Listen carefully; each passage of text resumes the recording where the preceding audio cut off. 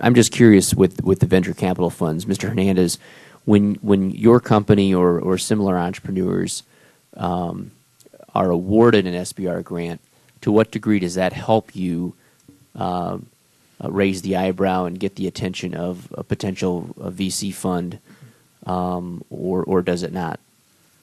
Well, there are a couple of things that I would argue, in my experience in raising venture capital, and I've raised venture money from 5 major investment houses, so I've kind of figured out the business a little bit.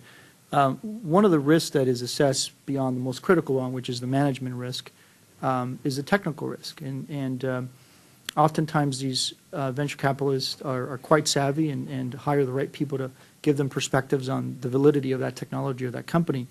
But I would argue that when you have a panel of highly sophisticated scientists that have no dog in the fight, if you would, to vet or give a perspective on a technology via an SBIR funding mechanism, I think that adds immense credibility to the effort. The danger is to ensure that the programs that are pursued are ones that are high risk but still have a market opportunity, and I think that that's been another challenge that needs to be looked at. So I would argue that the technical validation is probably the most important role that these funds play, in addition to just the plain offering of capital to get the company and the venture going. Very good. Mr. Biddle, do you want to comment on that? Do folks who come forward with an idea and they do or don't have I mean, do you often refer folks to say, hey, you got a great idea, there's this government program out there that might be able to, I mean, obviously 250 grand isn't going to, I'm sure does not compare to the type of investment your organization typically funds, but to what degree does this program interface with what you do? Well, it does more than the money. As I said before, you can sole source procure from a Phase 3 winner, and that's a big deal. I will not back a company that thinks it can compete against Lockheed, period. I mean, for a government-type business, because they can't. So the ability to sole source procure a Phase 3 winner is a big deal, and then the ability to collaborate with these scientists with a legal authority to collaborate, because otherwise you can't talk to each other, is a big deal.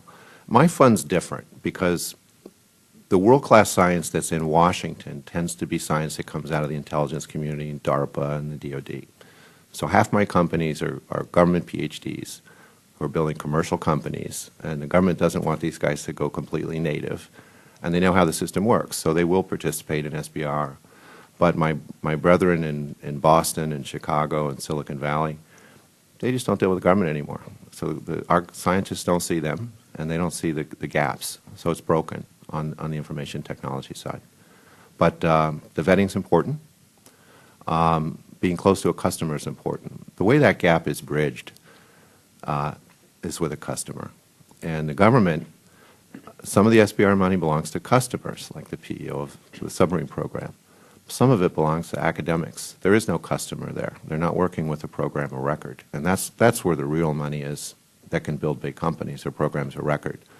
So the SBIR money needs to be closer to the customer, and it needs to have dedicated management focused on discovery, not just publishing broad area announcements. The SBIR program should be more similar to what I do. I don't have on my website, are you a battery company, checkbox, submit plan. I go out, I go to universities, I go to conferences. I'll be at the Navy's SBIR program on Monday.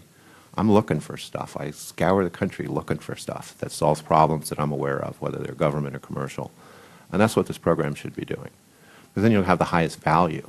So you don't want to just fund companies for the sake of funding companies. You want to create wealth. You want to create value. You want to create big companies. And they come from small companies. They are the most innovative, and that is where a disproportionate share of our talent works today. The culture has changed. Working for small companies is now cooler than working for NASA. So, we should exploit that. Mm-hmm. Great.